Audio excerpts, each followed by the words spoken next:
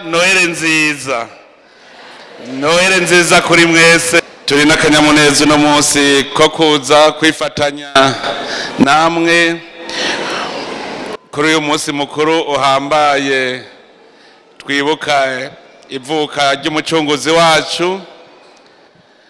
Uno munsi tukaba tunezerejwe no kwifatanya namwe haturi ngaha muri iyi bazilike ntoyi ya Mugera muhimbarijemo Noheli ubwa mbere yitwa bazilike, none natwe twaje kwifatanya namwe aka kanyamuneza.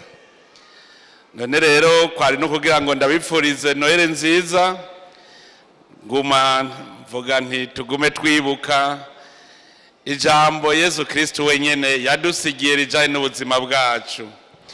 Ubwa mbere hoho yaturaze urukundo, amahoro, guhana amahoro n'urukundo.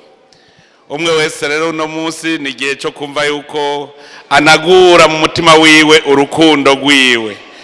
Icya kabiri, Yesu Kristo yatwigishije no kutagenda guhamba itarenta Imana yaduhaye. Twese turafise itarenta, none rero kumwe umwe wese yarose yikwiranye n'ubushobozi bwiwe.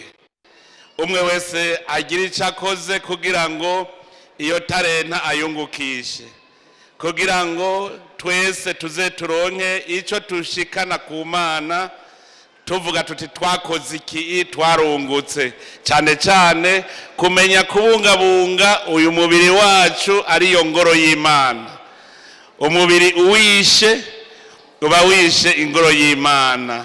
None rero twese twame tuzi ko Yesu Kristo yatwigishije uwo mugani w'itarenta, umwe wese ayungukishe kugira dushobore gutunga imibiri yacu n'imitima yacu, hanyuma Imana nayo ize idushimire ku munsi w'imperuka. None rero mwese meraheje subira kubipfuriza Noheli nziza, Noheli nziza kuri mwese. Murakoze.